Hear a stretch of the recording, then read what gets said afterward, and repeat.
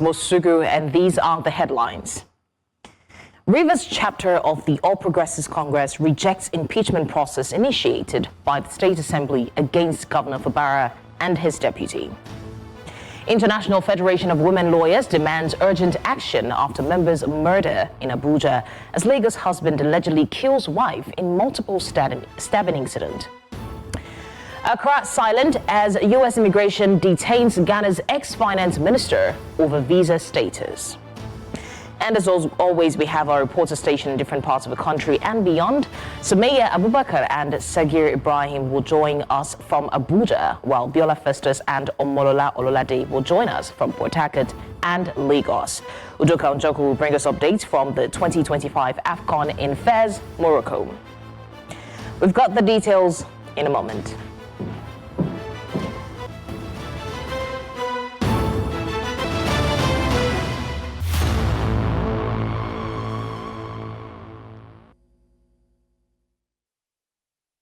We begin now in Rivers State, where the state chapter of the All Progressives Congress has rejected the impeachment process initiated by the Rivers State House of Assembly against Governor Simeon Fubara and his deputy, Ngozi Odu.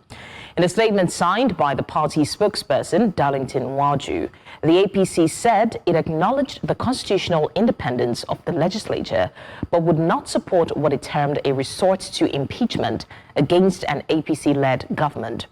The party cautioned lawmakers, particularly its members in the assembly, against yielding to external pressure capable of plunging the state into political turmoil.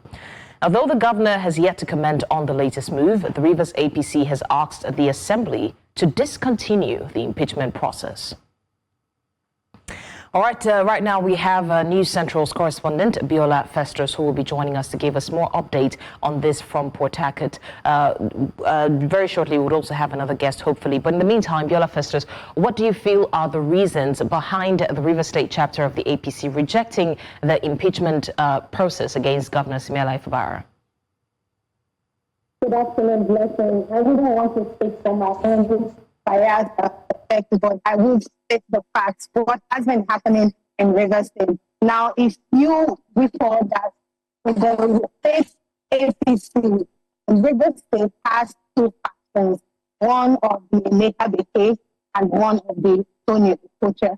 Now, the one that has suggested this move is that of the Emeka Beke. Now, the Emeka Beke's led faction the national, they say they are the ones fully in charge, but the national hardly recognizes them.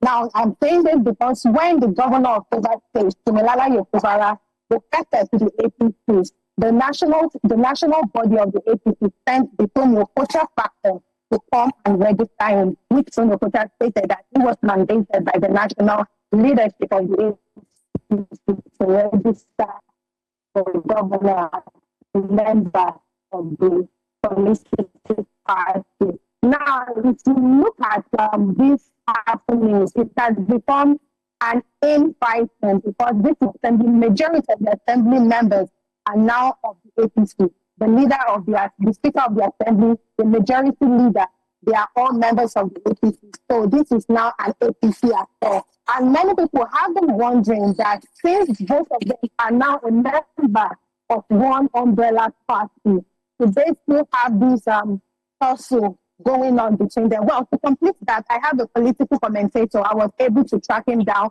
and he's here, Somina Wokomato, to tell us more on this. So thank you. You have been commenting on this political dynamics in Rivers State. At this point, what is proper? What should have been done? Well, at this point, knowing that the governor and the members of the Assembly, the majority of the members of the Assembly, and what we expect of the House of Assembly is to consult the leadership of their party. They are all in APC. The Speaker of the House of Assembly, the majority leader, and all major parties. Unfortunately, we're struggling with the audio there, but we'll come back to Rivers State. In the meantime, the Ijaw Youth Council, IYC, has called on the Rivers State House of Assembly to suspend any move to impeach Governor Simeon Fubara. The president of the Ijaw Youth Council, Dr. Alaye Theophilus, urged lawmakers to exercise restraint and uphold constitutional processes, advising that concerns over governance be addressed through lawful legislative oversight, including proper scrutiny of alleged extra budgetary expenditures rather than impeachment proceedings. The IYC Ijaw Youth Council condemned in its totality the unwarranted impeachment proceeding initiated against the People Governor of Rivers State, the person of Sir Siminalayi Fubara, by the Rivers State Assembly members against the wish of the people of Rivers State. This action, which is likely to put our peaceful Rivers State and the entire Niger Delta into crisis, which is counterproductive to the President Tinubu Renew Hope Agenda 2023. The purported 8th allegation against the governor are entirely empty and frivolous. The peaceful disposition of the governor of the state should not be seen as a weakness, for it is the reason we are experiencing the peace in Rivers State and the entire Niger Delta. The people of Ijaw ethnic nationality have decided to play a decent politics, but let everyone that is interested in crisis be informed that nobody is an island of violence and crisis. For the Ijaw nation has what it takes to mash or tame anybody or group of person who thinks they have monopoly of violence in Rivers State and the Niger Delta region at large. All right, we're still talking about the impeachment process against Siminalayi Fubara and his deputy. Right now, Ogbonna Wike, a former member of the House of Representatives, joins us to discuss this. I want to start by asking, thank you for joining us, by the way, but what do you feel are the reasons behind the Rivers State chapter rejecting the impeachment processes against the governor and his deputy, despite recognizing the constitutional powers of the House of Assembly? The point is clear that the attempt to impeach the governor is unwarranted, and the Constitution is very clear what should happen in terms of impeachment. And it clearly says there should be cross reasons for impeachment. And in this instance, I do appreciate the fact that the Assembly may have to interpret what is an impeachable offense. But the mere disagreement between a governor and a supposed godfather shouldn't lead to impeachment. And I think this is why quite a lot of people across board are raising eyebrows.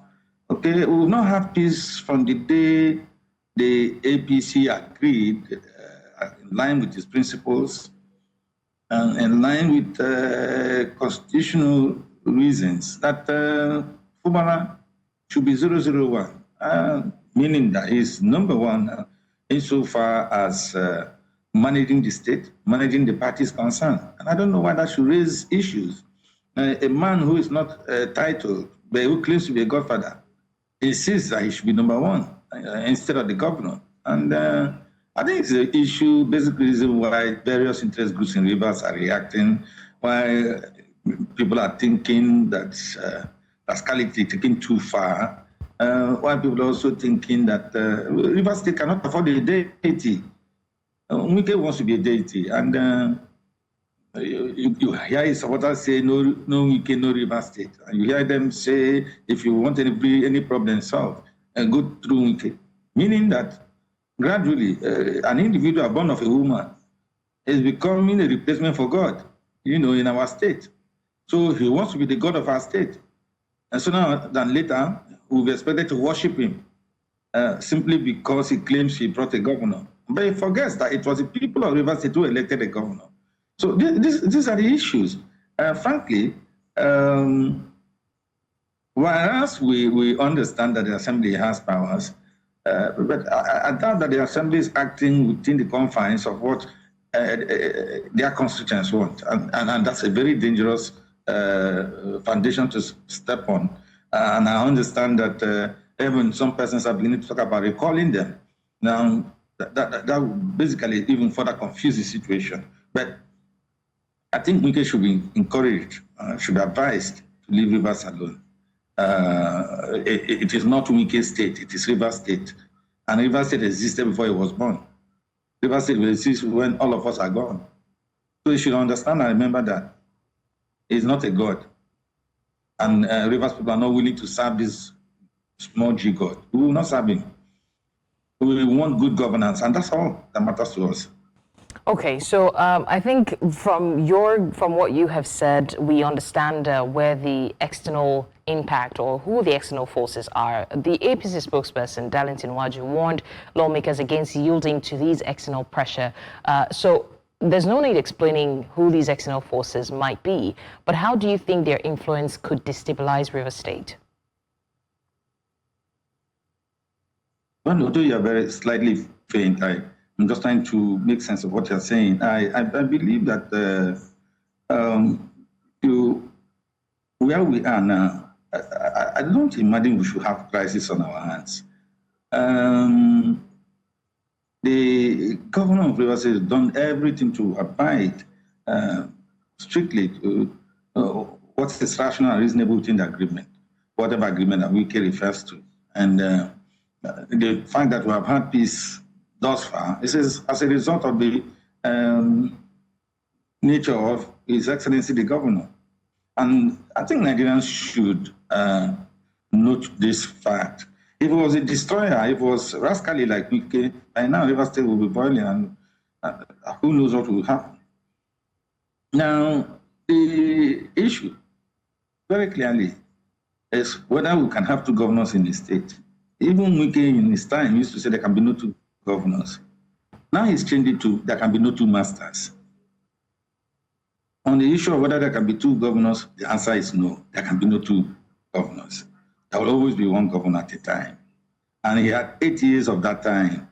It's Fubara's time now. Whether Fubara will do another tenure, we don't know, because Fubara has not said anything about the second tenure. But you can see how desperate Wike has become. He says if Fubara were to run a second tenure, we'll be buried politically. Then who cares? Who cares? There have been other governors in Rivers State, nobody buried them. So I don't imagine that Fubara's second tenure, if that were to be the issue, will bury him.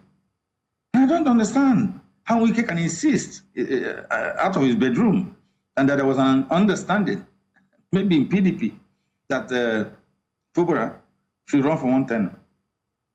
So the Constitution, which says a governor or an individual has a right to run elections 2 times, that's 2 tenures of 8 years, that the Constitution was wrong. That Wike himself, the Constitution, the interpretation of the Constitution doesn't matter to Wike.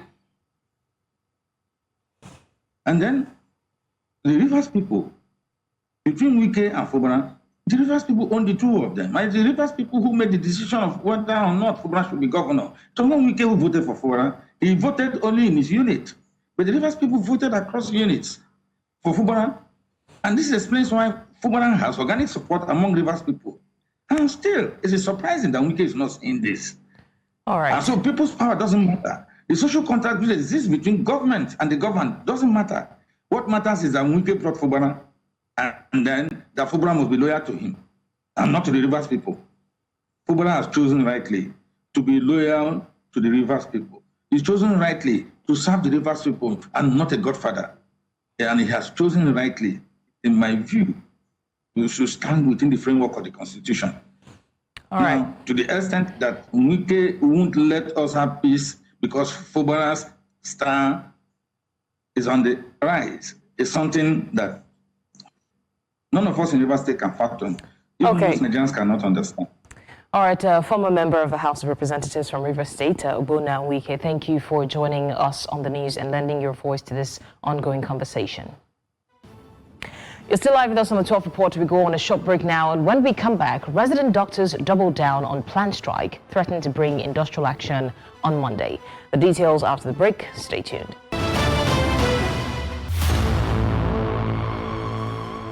You're still live with us on the 12 Report. Now, the Independent National Electoral Commission, INEC, has held an induction and strategic retreat in Lagos.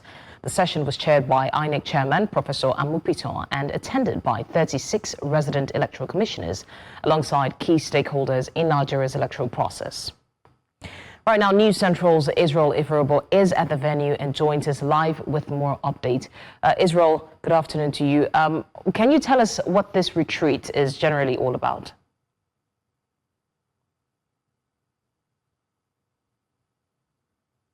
Good afternoon to you.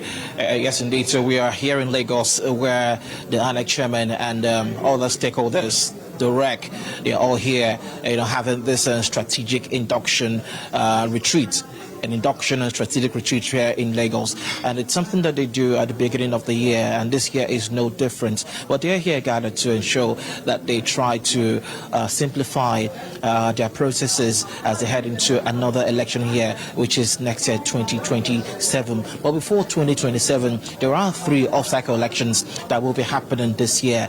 Just in February, there will be the FCT Area Council elections, and much later in the year, there will be the off-cycle elections in State and also in Osun State as well. Now, these are in the key elections that will define INEC as we head into 2027. So they're gathered here basically today to ensure that the processes are well streamlined and to ensure that all loopholes are looked into and blocked, so to speak. Their processes are refined, and they try to see just how well they can manage all processes as they head into these off-cycle elections this year and indeed the 2027 elections. It's a closed session just behind me here.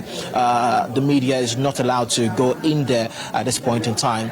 But we'll try to get more details of what is happening in there because it's an induction and strategic meeting, not open to the media. But we're here and we'll try to see just how much information that we can gather, from the big men that are in this session right now. Blessings. What other insights or updates have you been able to gather from the event so far?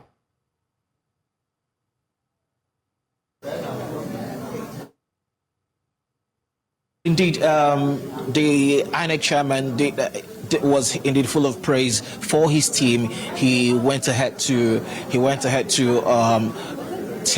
thank the team because the first election that he chaired was the elections in Anambra on November 8, 2025, and it came just about a few weeks after he was, elected. He was chosen as the chairman of the commission. So yes, indeed, he is indeed rallying his team, rallying them all together to ensure that every single thing that must be done is done. What other details do we have here? Well, it's a strategic meeting, basically. It's all under wraps. So much later, they will be telling us some key decisions that they have taken so far in this particular session. It's a retreat, basically, yeah.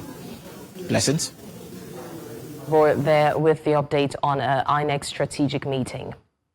Now, the International Federation of Women Lawyers, FIDA Nigeria Abuja branch, is raising the alarm over worsening insecurity in the Federal Capital Territory following the brutal murder of one of its members, allegedly by suspected one-chance criminals. In a strongly worded press statement, FIDA Abuja says it is devastated and outraged by the killing of the senior legal practitioner whose body was reportedly dumped by the roadside after an alleged abduction by criminals posing as commercial transport operators. The group describes the incident as more than a personal tragedy, calling it a troubling reflection of growing insecurity in Nigeria's capital, a city meant to represent safety, order, and the rule of law. And in a similar development, tragedy struck on Olutayo Alao Street in River Valley Estate in Lagos. A mother of 3, simply identified as Ayobami, was allegedly stabbed to death by her husband. Neighbors say her body has since been deposited at a mortuary after she was pronounced dead on arrival at a hospital in Oluwura. And now the University of Port Harcourt Teaching Hospital chapter of the Association of Resident Doctors says it will join the National Association of Resident Doctors, NARD, in its proposed nationwide strike beginning on Monday, January the 12th. At a press briefing in Port Harcourt, the association's president outlined persistent welfare challenges facing resident doctors across the country, including prolonged call hours, acute manpower shortages, and the severe depletion of medical equipment and hospital facilities. The doctors also accuse the federal government of failing to fully implement the Memorandum of Understanding reached with NARD during negotiations. The NEC rejects the decisions of the Federal Ministry of Health and Social Welfare to redeploy the 5 disengaged resident doctors of the Federal Teaching Hospital, Lokoja, to another federal teaching hospital and demands the immediate and unconditional reinstatement in FTH Lokoja, in line with the recommendation of the duly constituted committee, IPPIS. The NEC demands the immediate implementation and payment of the specialist allowance to eligible colleagues in compliance with the directive issued by the Office of the Head of Civil Service of the Federation to the National Salaries, Income and Wages Commission. The NEC demands the immediate reversal of the recategorization of membership certificates by the Medical and Dental Council of Nigeria and prompt issuance of certificates after Part 1 examination by the National Postgraduate Medical College of Nigeria. The NEC demands the immediate activation of the task force committees to formulate a policy to regulate the locum engagements and address prolonged work hours as agreed in the memorandum. The Association of Resident Doctors, Lagos State University Teaching Hospital, held a press briefing on Friday to announce plans to join the nationwide strike scheduled to begin at 12 a.m. on Monday, January 12, 2026. Protests are expected across the country. Dr. Akirele Alaba, the president of the Lassuth chapter of the association, expressed full support for the strike. He cited the federal government's failure to implement the November Memorandum of Understanding with the resident doctors, including unresolved demands on welfare, promotions, and allowances. News Central's Omolola Ololade is at the Lagos State University Teaching Hospital with the latest update. We'll be having Omolola shortly to give us the update on that. But in the meantime, education in Niger State is facing a fresh crisis of confidence just days before the official school resumption date of January 12. Parents in the Borgu and Aguara axis have expressed deep skepticism about returning their children to classrooms, citing the fragile security situation in that region. This fear stems from the deadly January 3rd attack on Kasuwan Daji, a community situated less than 30 minutes from St. Mary's Catholic School, Papiri, where over 200 students were recently abducted. All right, you're live with us on the 12th Report. We go on another short break, and when we come back, we've got more stories within Nigeria and outside. Do stay with us.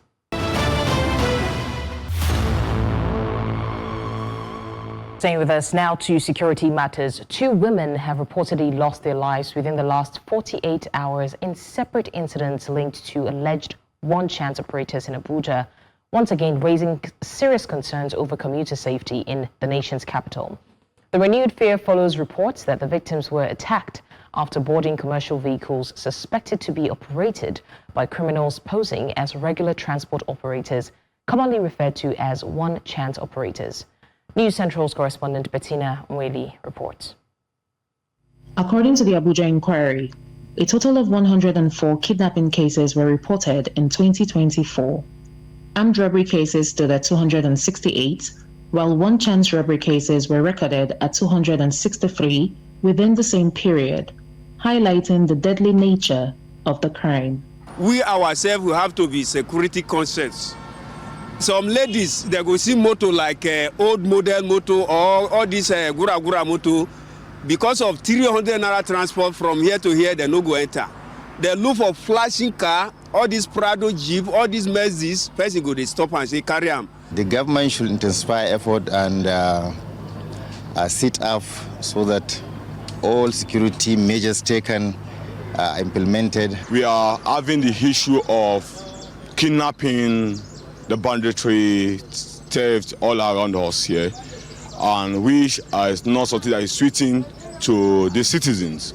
So the government needs to take a proactive measure. While the FCT Police Command says that discrete investigations are ongoing regarding the recent developments, security experts warn that criminals often exploit economic hardship and weak passenger verification to carry out these attacks, urging commuters to remain vigilant and avoid boarding suspicious vehicles. There has to be a proper solution to this thing. It has been one too many issues. So many people have lost their lives. People come to Abuja feeling that Abuja is safe, but to me, Abuja is just like any other part of this country. But I feel the police at this time needs to come up with a unit or a task force solely dedicated to this. And I feel at the same time, we need to stop reacting to issues. This one that has happened within the last 72 hours, we are reacting to it because the media is carrying that report. Maybe before the end of this week, we'll move on to another issue, and that'll be the end of it. I feel this is an issue we need to constantly talk about. Comments on social media regarding the recent deaths have citizens wondering about their safety. Residents are now calling on security agencies to intensify patrols, improve intelligence gathering, and ensure the arrest and prosecution of those behind the deadly operations. In Abuja, for News Central, Bettina Nwili. Still speaking of a spate of insecurity, as schools are gearing up for resumption and some have already even resumed, parents are worried about the safety of their wards, considering the spate of kidnappings that we experienced late 2025. And so many people are reluctant to even take their kids back to school. News Central's Sagiru Bryan visited the affected communities and joins us live now to give us more details. Sagiru, you've been to both Kasuandaji and Papiri, and these were affected areas as of 2025 in terms of kidnapping, where the hundreds of school children were kidnapped. The government says that it's time to resume, but the parents are saying not yet. What exactly is a bone of contention? What's the mood on ground? We know that people are scared and apprehensive about their wards resuming school because we don't know where next these terrorists are going to strike. So what is the update?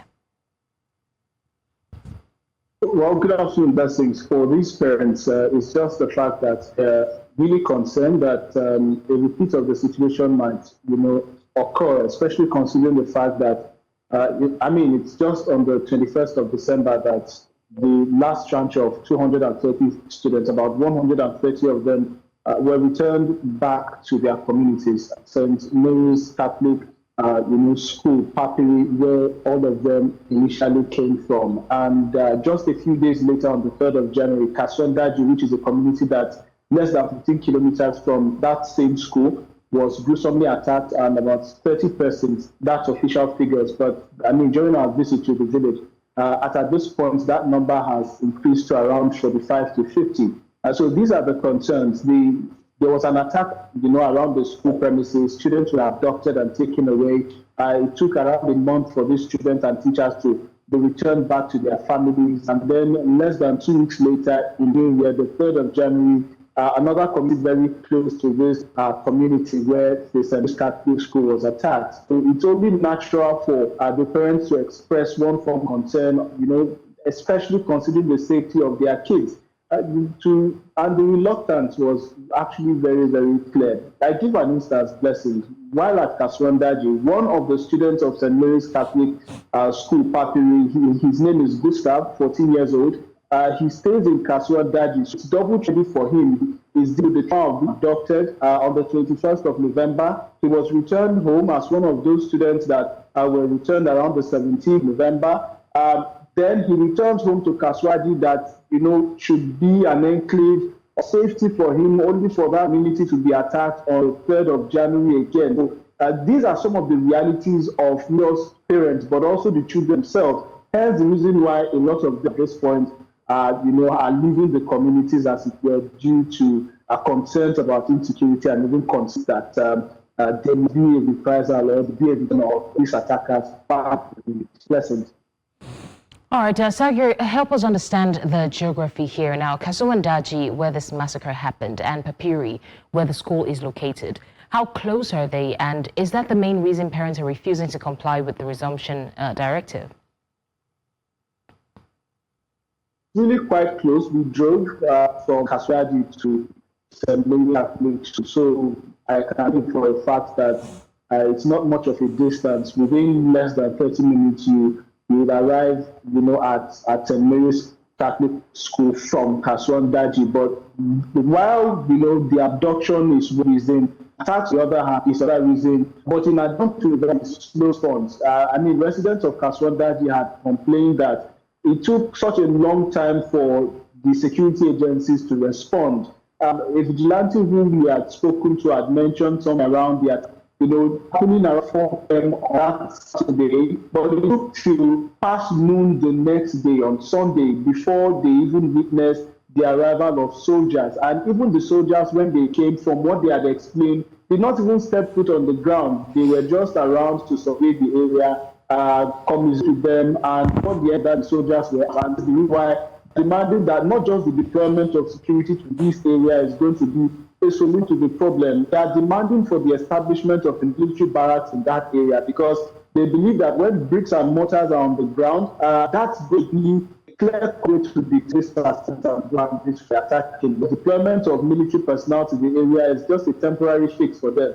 They will be there in a few weeks, a few days, give or take. They will be out of the area, leaving them vulnerable, to more attacks. This is some of the sentiments that just went to our parents as reason why they are really skeptical, to putting their children back in school. So until they see some clear commitment to ensure security and protection in the school and around the community where the school is located, perhaps they need to get them the results. All right. Now, you walked there. You literally saw everything that had happened. What did we hear from the survivors? And is there any security presence there to even reassure them? Well, I witnessed, saw firsthand the things behind my I saw the mass graves where those who unfortunately died at the hands of the accident were buried. Blessings. This have to mention not numbers, a single grave, and it really was really traumatizing. Considering the fact that a lot of people not just lost their lives, but also blessings are very attached. It's so one thing to look at. But then the people there, for now, their call is government for them to interpret a situation, not just the storm, but also federal. They make a situation that looks like sort of an irony because they had mentioned Kaswadi, for example, is in Borgu local government. And for those who know the president's full name, he has a title, Jagaba. He's known as Jagamego. That title is Abu Jaga. And that thing was given to him by any of the GU Emirates. Now, this is where, sort of the irony is. But the GU Emirates giving the president the title of Jagaba, which loosely translates to pulling the community forward, and yet a community in Borgu local government is suffering this level of action. So the all too simple. I said in Hakeni Jagamabu, Yakamata Kajam Gaba, which means, our leader, you're supposed to pull us forward and pull us towards development. You're supposed to intervene and ensure that we are pulled towards development. And this is why I've been calling on him directly, come to assistance aid.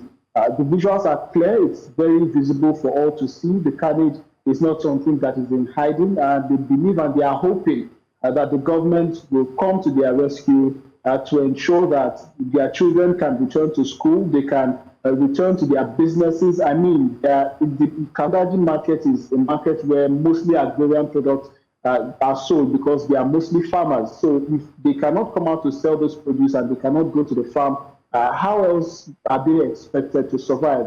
That's the much that they said, among many other things, of course, that they appeal to the government to intervene to ensure that peace is restored to the community, and of course, those leaving the communities return home to continue to develop it as the case is. Blessings. All right, thank you so much for that, and definitely we will keep our eyes on ground to see at least that these parents even get the level of reassurance they need, because education is a very important and integral part of the children's lives, and we can't strip them of that because of insecurity. You're watching the report, 12 report on News Central Television. Coming up, internet and phone connections cut in Iran as protests intensify. We have the details when we return. Stay with us.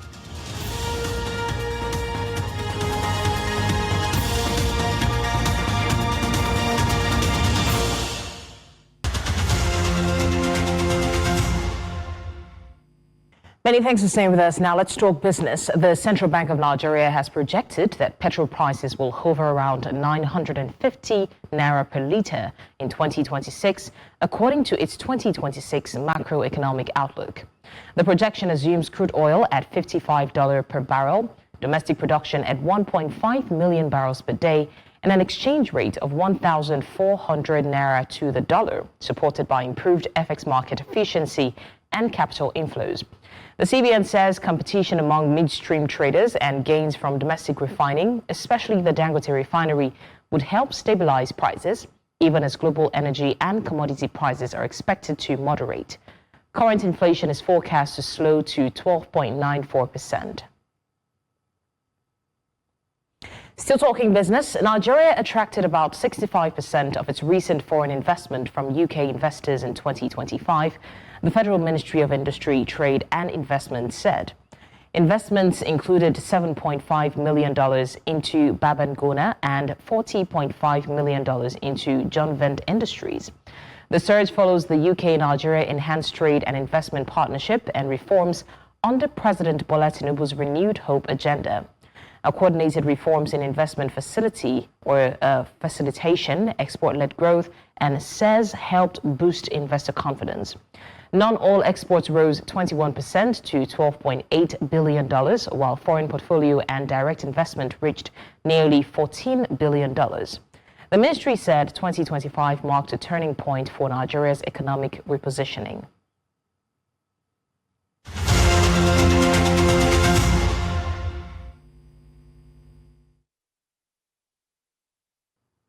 And now to stories outside of Nigeria, and one of our top stories. Ghana's former finance minister has been detained in the United States amid investigations into alleged corruption linked to his time in office. U.S. immigration authorities confirmed the detention, citing immigration-related issues while legal processes continue. The former minister, who served under the previous administration, has been under investigation in Ghana over allegations involving public funds and government contracts, claims he has repeatedly denied. Ghanaian authorities are reportedly seeking his return to face questioning and possible prosecution, with sources confirming that an extradition request has been submitted. His legal team says he traveled to the United States for medical treatment and is cooperating fully with authorities. Now, officials in Accra are yet to issue a formal statement on the latest development.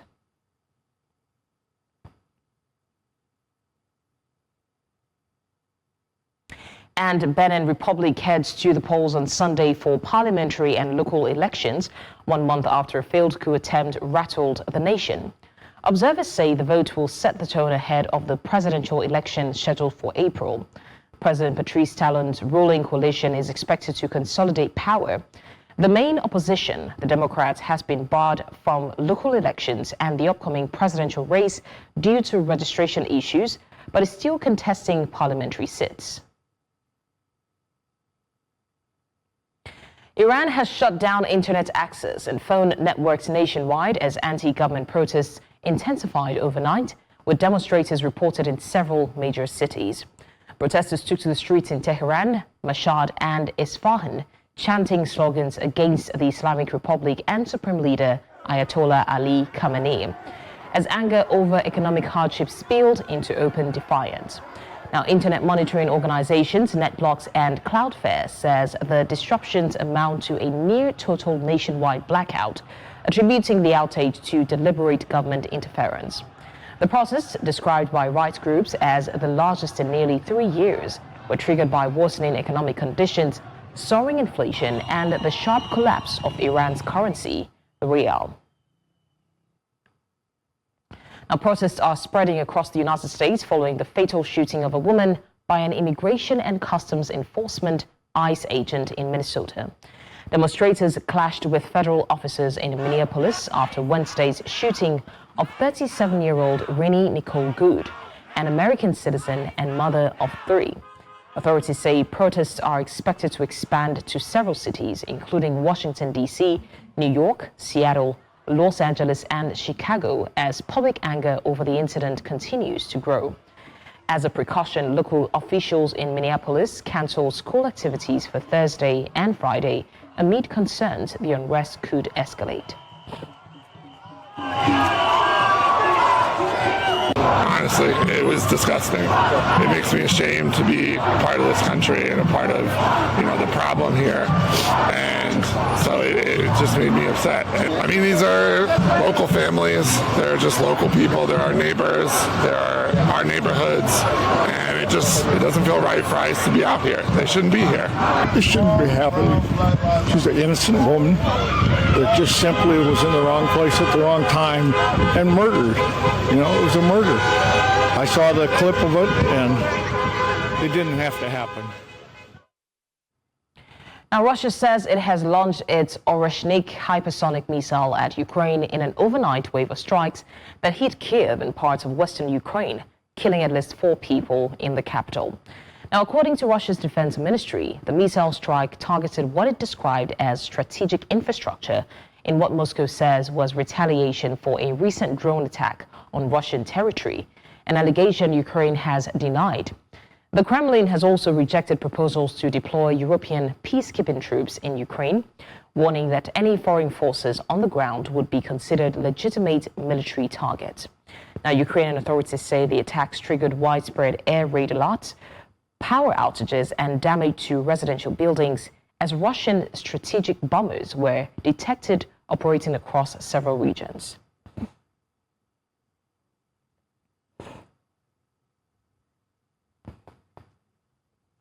Now, the Super Eagles have begun preparations for their AFCON 2025 quarterfinal clash against Algeria, holding the first training session in Marrakech on Tuesday. The team arrived from Fez, where they played their opening 4 matches of the tournament and quickly settled into camp under head coach Eric Sekou Chel. They traveled aboard Royal Air Maroc and are lodged at the Savoy Le Grand Hotel. Now, all players, including Victor Osimhen and Ademola Lookman, took part in the closed-door session at the 45,000 capacity Grand Stade de Marrakech, which will host the quarterfinal encounter. A short video shared by team officials shows a focused and upbeat squad. The move to Marrakech comes amid earlier reports of a possible pay strike over unpaid bonuses.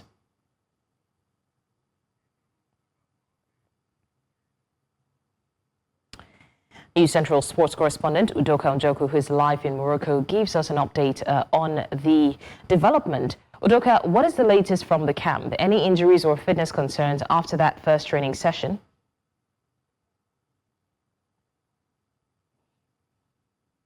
For Nigeria, and of course, we're looking forward to the one for Algeria, which kicks off in a couple of minutes' time. And for Eric Shaw, the head coach of the Super Eagles, he was quite optimistic, saying that he has a vision to get into that game against Algeria with a positive mindset to win. And Moses Simon as well, who was on ground, also said he doesn't want to think about a revenge mission because 2019 Algeria knocked out Nigeria at the same stage. And of course, he's just looking forward to win. He wants to win, so he doesn't want to try to win the game. So the boys are optimistic. The coach is quite positive ahead of that game against Algeria. The press conference just finished a couple of seconds ago.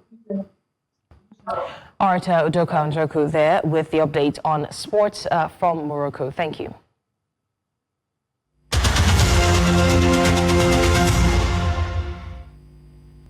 Here's a cultural win that might seem small, but actually says a lot. The Oxford English Dictionary has added more Nigerian words and slangs, officially cementing Nigerian English as part of global language and not just internet vibes or pop culture slang. Now, words in Nigerians have used effortlessly for years, like abeg, biko, abi, amala, moi moi, mami market, and even Ghana must go, are now officially recognized and defined by one of the world's most respected language authorities. And that's not just a dictionary update, that's cultural influence. This did not start today. Now, in 2025, Oxford had already added words that reflect everyday Nigerian realities, like Jakba, which perfectly captures the mass migration conversation, like Agbiru, an area boy, rooted in street-level economics, like Suya, Eba, Naija, Kobo, and even 419 and Yahoo Boy. I know a lot of people don't like that, but terms born from Nigeria's digital and economic narrative, for better or worse. Now, what this tells us is that language follows power, cultural power that is. Nigerian music, movies, social media, and diaspora conversations have pushed these words into global usage so much that Oxford had no choice but to catch up. And this also challenges an old mindset. Nigerian English is often dismissed as incorrect or informal, but what we're seeing here is proof that it's not broken English, it's actually contextual English. So this evolves from lived experiences, and the world is now borrowing from it. Our food, our music, our slang, our stories, they are traveling. Well, that said, we'll take a look at what's happening in the world of sports, and we will definitely give you more insights. There'll be more insights on the Super Eagles funding arrangement as preparations for the quarterfinals intensify. Join in the game to find out more about that. That's all on the Top Report for today. Remember, you may send your eyewitness report to the WhatsApp number because we want to see what you see. Also, follow us on social media. We are at News Central TV. Now, you can watch News Central live on DSTV channel 422, GoTV channel 23, Star Times 274, Avo TV, and of course, live on YouTube. Many thanks for watching. I'm Blessings Osugu.